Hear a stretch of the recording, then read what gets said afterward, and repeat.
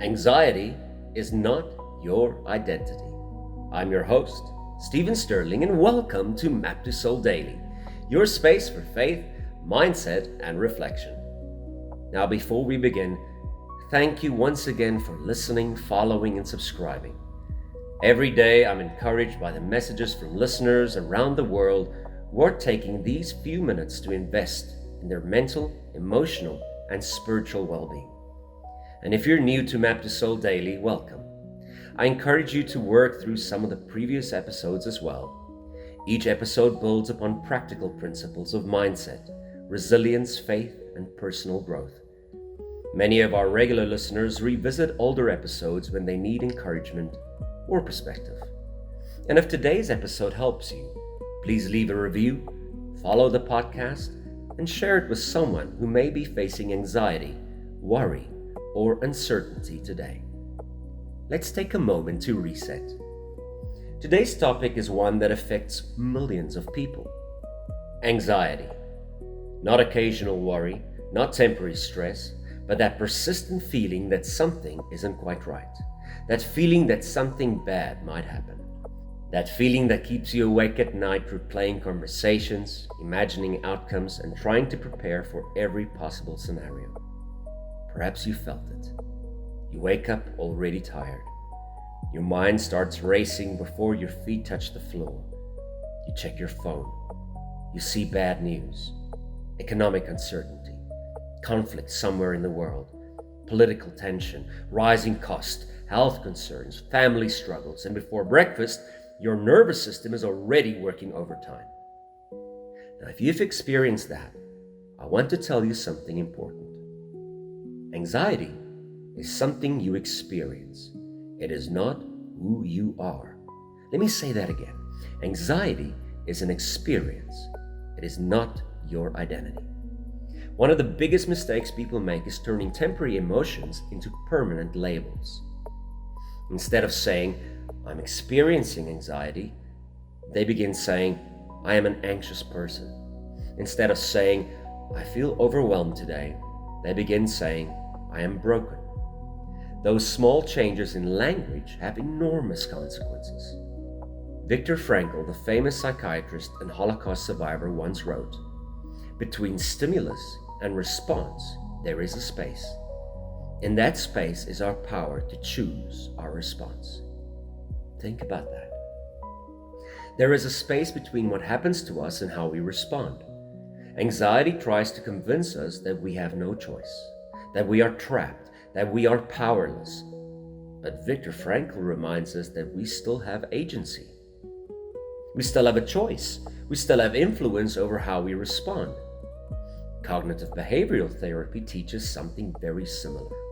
Our thoughts are not always facts. An anxious mind often presents possibilities as certainties. What if I fall? What if they reject me? What if things get worse? What if I can't cope? The problem is that the brain often reacts to imagined threats as though they are already real. Neurolinguistics programming teaches that where focus goes, energy flows.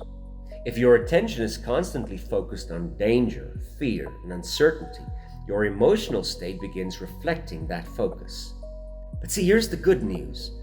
The same mind that can learn fear can also learn resilience. The same mind that practices worry can practice gratitude.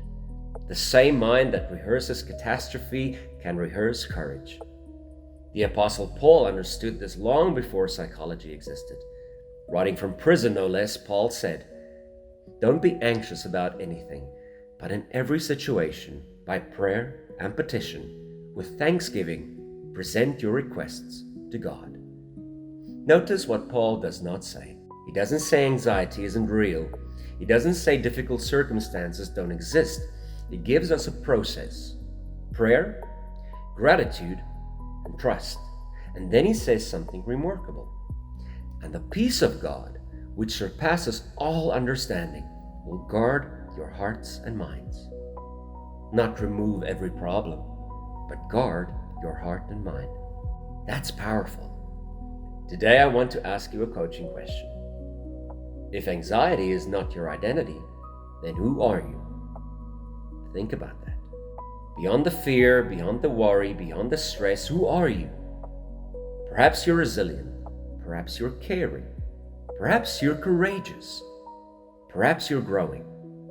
Perhaps you're stronger than you've been giving yourself credit for. Now let's do today's reset. Take a slow breath in, hold it, and slowly breathe out. And again, breathe in and breathe out. Now say this aloud. I'm not my anxiety. I'm stronger than what I feel.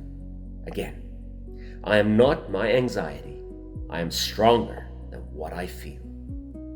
And here's today's practical action step.